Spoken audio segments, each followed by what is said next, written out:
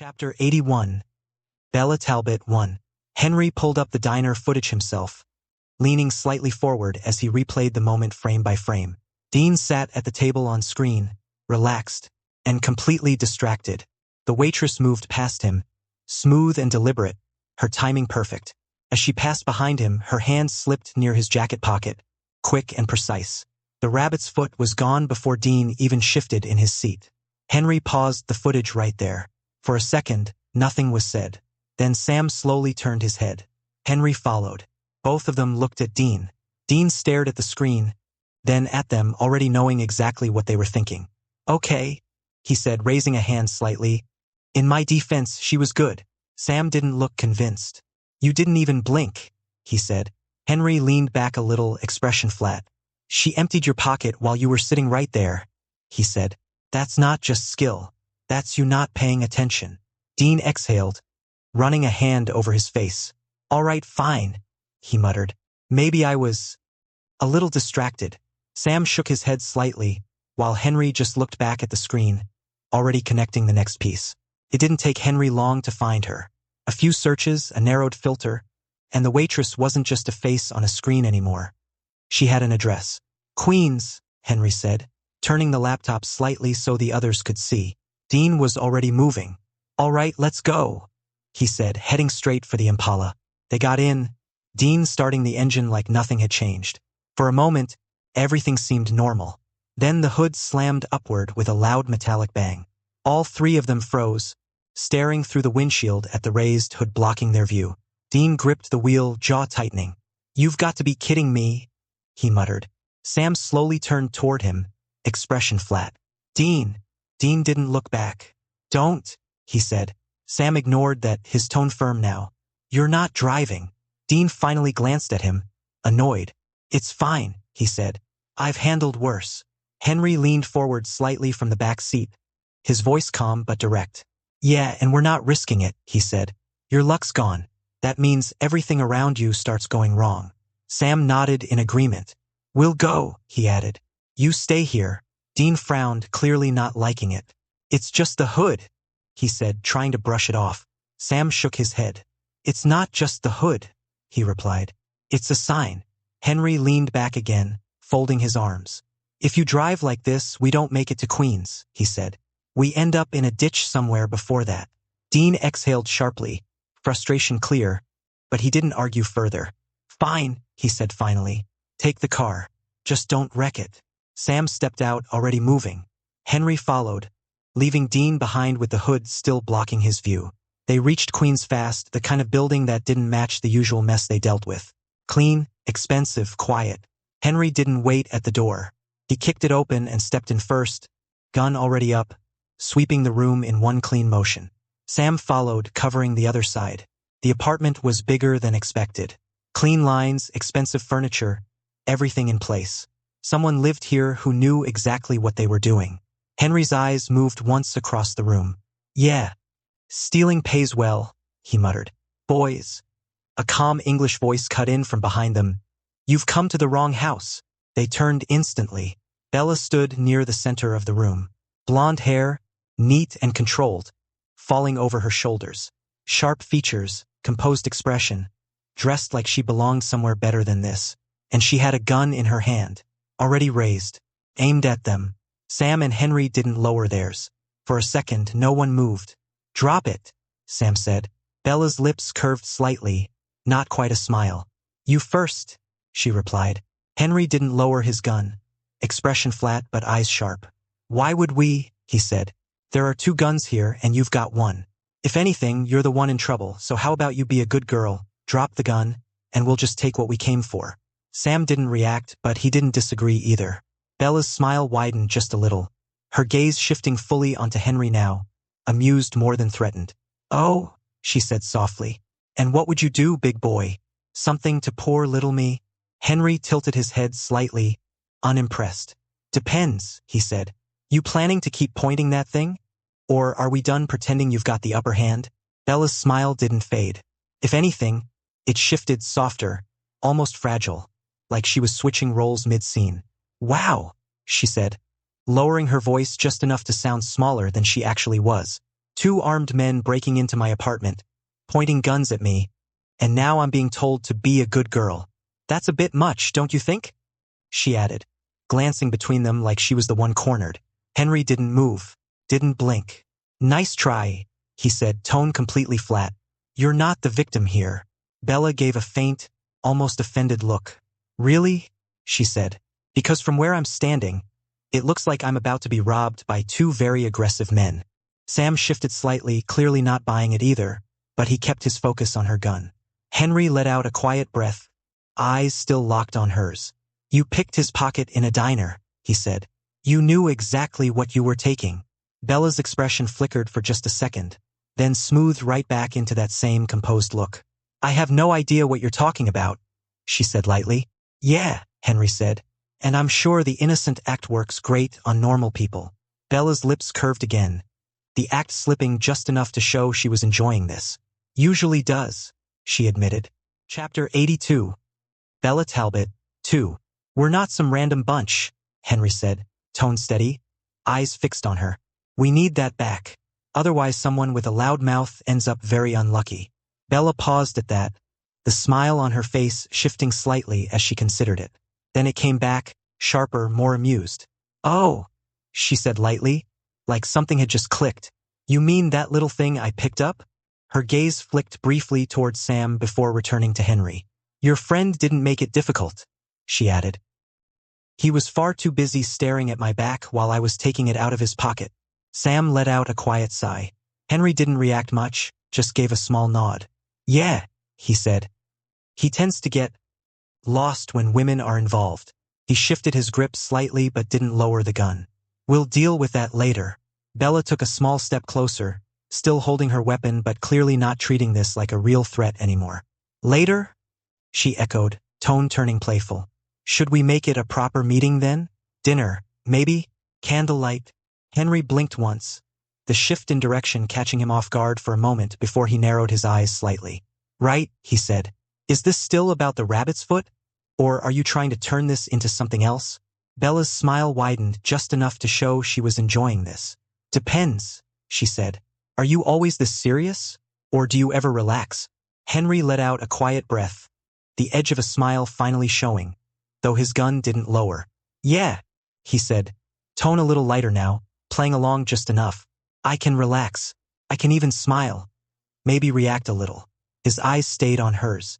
But that depends, he added, tilting his head slightly, on whether you give the rabbit's foot back. Bella didn't miss a beat.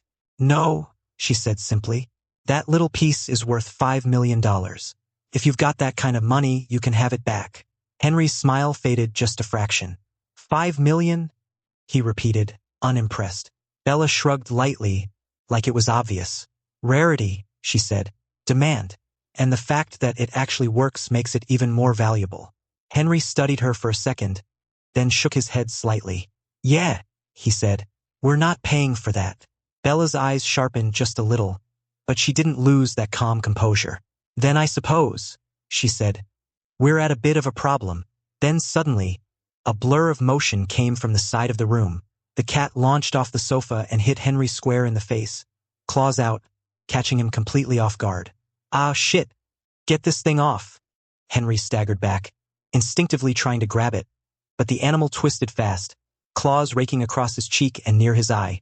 His grip slipped, and the gun dropped from his hand, hitting the floor with a dull thud. He swung his hand toward it.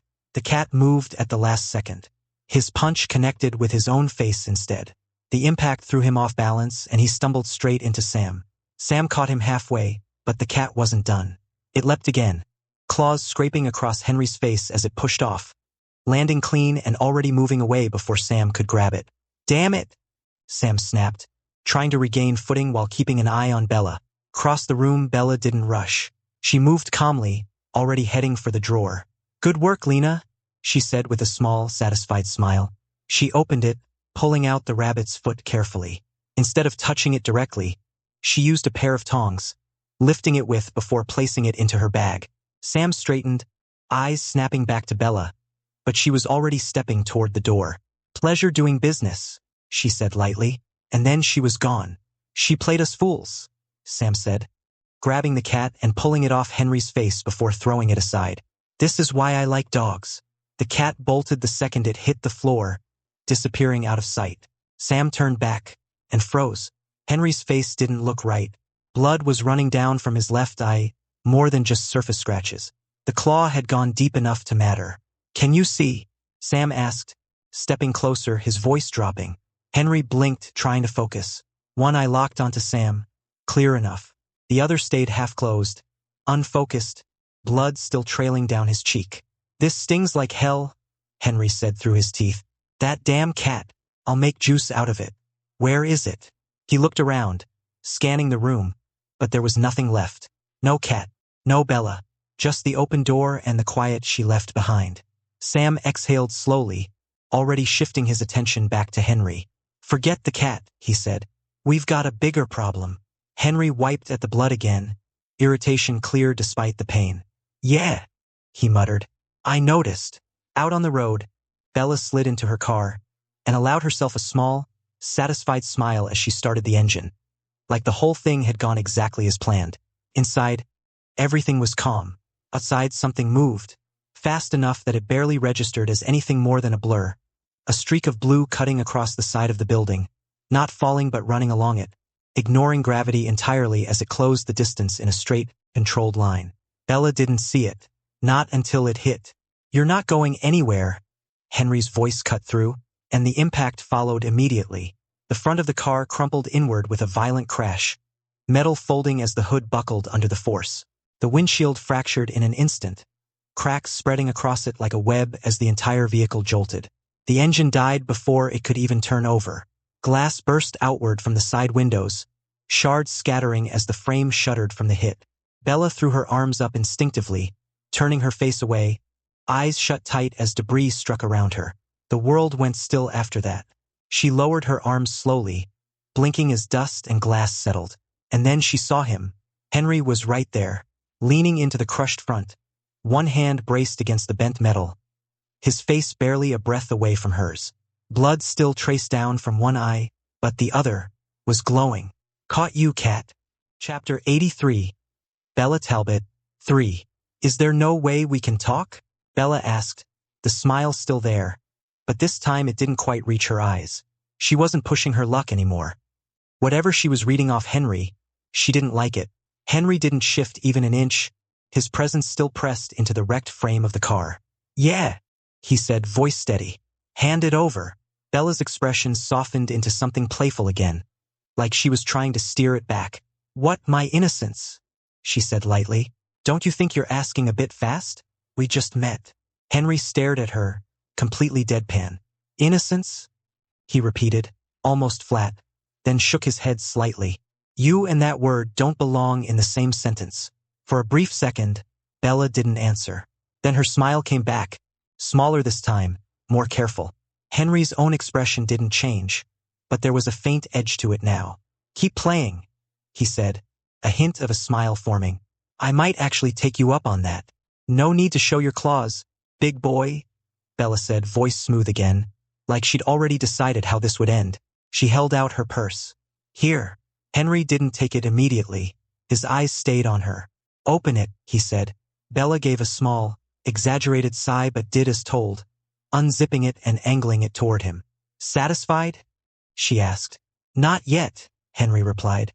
"Hands up." She lifted her hands slightly, still holding that faint smile. "Take it and give the bag back," she added. "It's a branded item. I'd rather not have you ruin it." Henry glanced inside, saw what he needed, and closed the purse without touching anything in it. Then he didn't give it back. He held onto it. "You like this bag?" he asked, swinging it lightly once in his hand. Bella Talbot's eyes flicked to it, and for a moment something sharper edged into her tone. "Yes," she said. "First thing I bought with real money. The money I got scamming some old lady with a fake charm." Henry paused. "Yeah," he said, taking the bag. "Figures." Bella's smile dropped just a little. "I said give it back," she said, voice tighter now. Henry stepped back onto the crushed hood, still holding the purse. "No," he replied simply. "I said I'd take what I came for." "Hey," Bella started sharper now. "Bye, Bella." He pushed off and dropped away in a clean jump, disappearing from her immediate view with the bag still in his hand. She stepped out of the car slowly, brushing bits of glass off her clothes, then looked up toward where he had been. The height, the distance. Any kind of man doesn't just jump like that, she murmured, eyes narrowing slightly. She glanced at the crushed front of her car, then back up again, interest replacing irritation.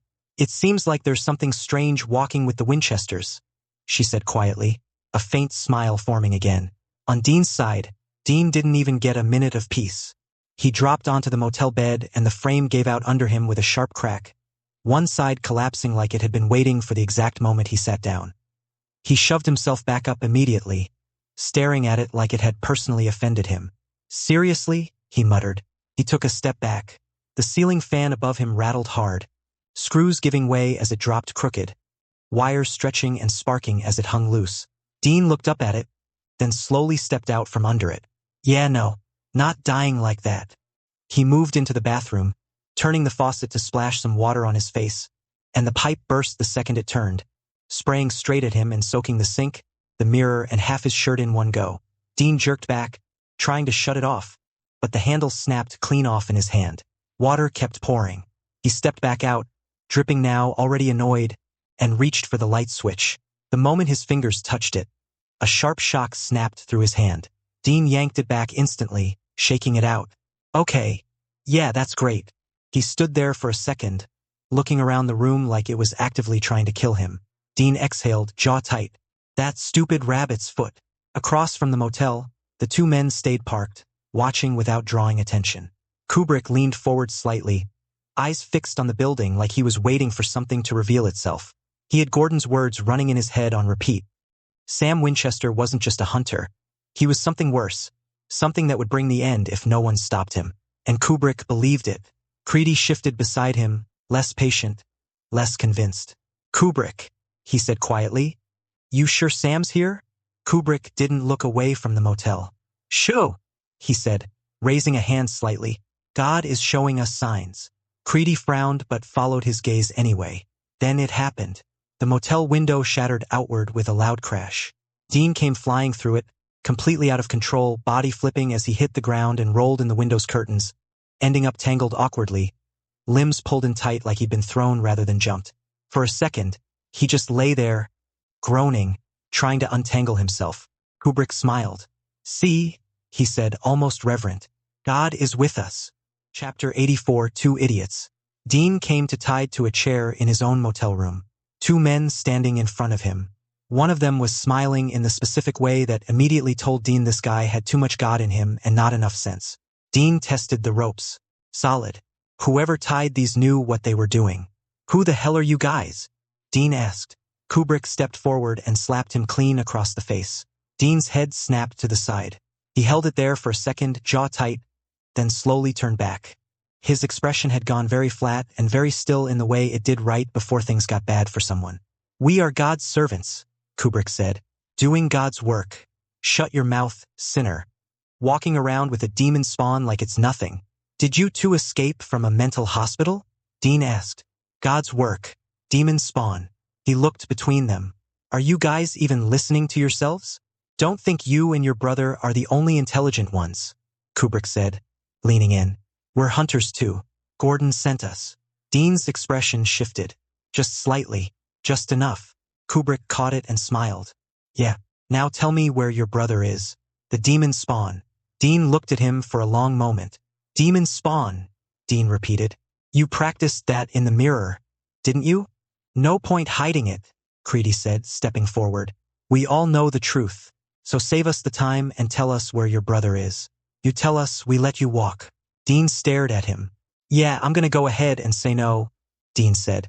You two really think tying me to a chair is gonna make me give up my brother? Gonna need a lot more than that, pal. Kubrick and Creedy exchanged a look. Creedy reached down and pulled a bag off the floor, setting it on the table in front of Dean and unzipping it slowly. He laid the tools out one by one, taking his time with it. These, Creedy said, straightening up, have made very big, very tough men talk. He let that sit for a second. And I mean the tough ones. Dean looked at the tools, looked at Creedy, looked at Kubrick. Wait, those are rusty. Are you sure I won't get tetanus if you use those? Dean asked, still working at the ropes behind his back. Don't worry, you won't get HIV, Kubrick said. That's not what I asked. Will I get something else? Dean looked genuinely concerned. Because I have enough problems right now. The door opened. Henry and Sam walked in and stopped. Henry took in the full scene. Dean tied to a chair. Two men with a bag of torture tools laid out on the table. Everyone staring at each other. So, Henry said, leaning against the doorframe with a smile, is there an S&M session going on or, no? Get me out of here, Dean said. Kubrick and Creedy spun and grabbed for their guns, swinging them toward Dean to use him as leverage. Henry was already in front of them. There. One instant he wasn't, the next he was, a gun in each hand pulled clean from their grips, both barrels pointed directly at their foreheads. No chance, Henry said. Dean grinned. Yeah, bitches. Say God's work now. Sam walked toward Dean to untie him, hit a wet patch on the floor, and his feet went out from under him. He went down fast, head dropping straight into Dean's crotch with full momentum behind it. The sound Dean made was not a word. Henry looked over. Dean, you okay? Dean's face cycled through 6 colors in 2 seconds. Sammy, he said very quietly, I will end you. Sam stood up, and his face wasn't doing much better than Dean's. Yeah, Sam muttered. I also want to end my life right now. He moved behind Dean and worked at the ropes. Dean sat very still, breathing carefully, like any sudden movement was a bad idea. Once free, Dean stood slowly and walked around the room in a small circle, trying to do something, clearly unable to do it, face tight. Sam, Creedy said, eyes shifting over. Don't you find it disgusting? Living as the bitch of a demon? Sam went still. Me, he said quietly. Gordon told us everything about what you are, Kubrick said, leaning forward. If you still call yourself human, do everyone a favor and just kill yourself. Sam looked at them for a moment. Then it clicked. Gordon's people. Gordon was still out there telling anyone who'd listen that Sam was the Antichrist. Henry didn't let it go any further. He dropped both guns, stepped forward, and slapped both of them simultaneously across the face hard enough that their feet left the ground before they hit the walls on opposite sides of the room. The room went quiet. Henry straightened up. Since you're Gordon's friends, he said calmly, I'll make sure you join him in jail. Don't worry. A pause. 10 years isn't that long. He looked at Sam and Dean. That way Gordon stays put and stops sending people. He really didn't want Gordon getting out early, and these two were exactly the type to help make that happen if left loose. Might as well put them where they couldn't cause any more trouble. So, did you guys get the rabbit's foot? Dean asked, turning to Henry and Sam. Yeah, Henry said. We didn't take Jinx with us this time, so it went smoothly. Chapter 85. Physical. After that, Dean picked up the rabbit's foot and visibly relaxed for the first time in hours. At least don't lose it this time, Dean, Sam said as they headed out of the motel. Before they left, Henry stopped at the front desk and used the phone. He gave the police an anonymous tip, people with illegal firearms, a trailer that was likely packed with weapons. He kept it simple and hung up. Kubrick and Creedy were arrested before they hit the highway. Dean glanced at Henry in the rearview mirror as they pulled onto the road. I still can't figure you out, he said. You've been in this life for what, a few months? And you already know how to burn someone without getting your hands dirty. Quick learner, Henry said from the back seat. And Dean, Sam said, we should lie low until Bobby finds a way to destroy the foot. We already lost it once and you nearly ended up. I know. If we'd been 5 minutes later. Sam, I know. Before we lie low, Dean said, already turning toward the nearest gas station. I'm getting lottery tickets. Sam looked at him. My luck is literally supernatural right now. It would be irresponsible not to. Henry said nothing. His gaze dropped to the rabbit's foot tucked in Dean's jacket pocket. He really wanted to keep it, especially for pulling gotcha, but it was a double-edged sword. The luck it gave wasn't clean. It came with a cost that showed up sideways when you least expected it. It had to go. That night, they found an open field off a back road near the treeline. Sam built the fire while Dean spread the ritual items out. Bobby had come through with the right burn, specific wood, specific order, nothing improvised. Sam fed the items into the fire one by one. Then he held out his hand toward Dean. Dean was scratching a lottery ticket. Dean, 1 second. Dean, throw it in. Dean scratched the last panel, looked at it, and his face split into a grin. 70 grand, he said. He held it up. Can we keep it? Just hypothetically. Sam gave him a look that required no words. Okay. No need to look at me like that, Dean said, and moved to throw it into the fire. Hands off it. Dean and Sam turned. Bella stood at the edge of the firelight, gun leveled, expression completely composed, like she'd been there the whole time and had simply chosen now to make herself known. Give me the rabbit's foot, she said, or I put a bullet in you. Your choice, but I'd make it quickly. Dean stared at her. Who the hell is she? Bella, Sam said. She's the one who stole it from you in the first place. Dean took a step forward. Bella's gun moved to Sam. Take another step and he gets it, she said, pointing at Sam. Dean stopped. Good. Now put it on the ground. You know it'll kill me if I hand that over, Dean said. Curse doesn't lift unless it burns. Not my problem, Bella said simply. She kept the gun level and scanned the firelight. Then her eyes moved across the field. Where's the third one? Dean and Sam smiled. Bella had 1 second to register that before a hand clamped onto her shoulder from behind, fingers gripping hard, and yanked her backward and around. She spun on her heel, already reaching. But Henry stepped into her, chest to chest, and got both arms around her before she could level the gun.